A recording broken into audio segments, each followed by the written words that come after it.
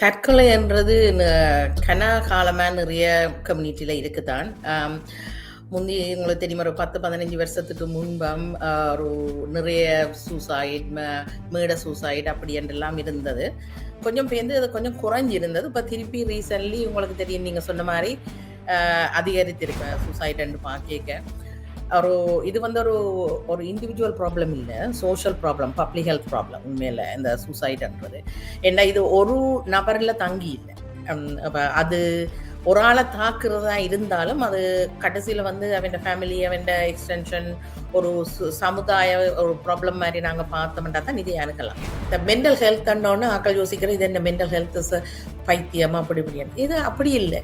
இது வந்து டிப்ரெஷன் வந்து ஒரு டயபெட்டிஸ் மாதிரி ஒரு கண்டிஷன். அதை நாங்கள் கண்ட்ரோல் பண்ணிட்டோம்னா அந்த பேடான சுச்சுவேஷனுக்கோ அல்லது அன்வான்ட் இந்த சூசைட் மாதிரி வர்ற நிலைக்கு நாங்கள் விடக்கூடாது.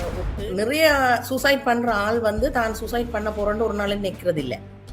அவர்கள் வந்து அந்த அந்த மொமெண்டில் அவன் நிற்கணும் என்னென்னா ஒரு ஒரு ஏதாவது ஒரு ரீசனால ஒரு இன்டென்ஸ் பெயின், சைக்காலஜிக்கல் பெயின் மாதிரி இருக்குது.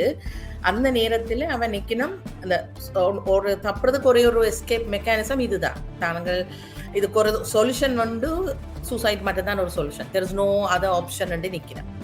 இப்போ அதுக்கு ஒரு சொல்யூஷன் இருக்குன்னு சொல்லி நிச்சினம்ண்டா அப்போ அதுக்கு முதற்பட்ட நிலையில் அவன் யோசிச்சிருப்பினான். ஆனால் அந்த கடைசி நேரம் அந்த அந்த டைமில் வந்து ட்ராப் பண்ணப்பட்டு அதுக்குள்ளால விடுபடுறதுக்கு அவனுக்கு வழி தெரியல.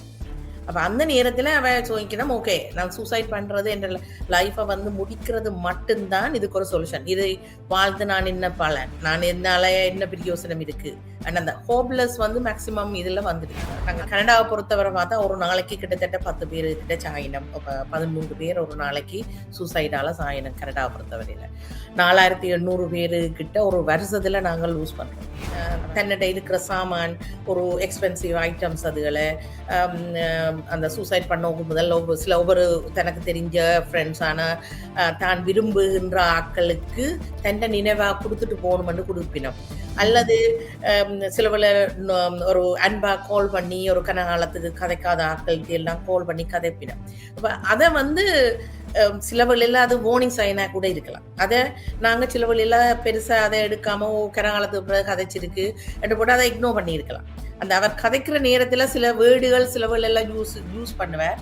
அந்த வேர்டுகள் சில வேளையெல்லாம் ஆட்கள் மிஸ் பண்ணப்படலாம்.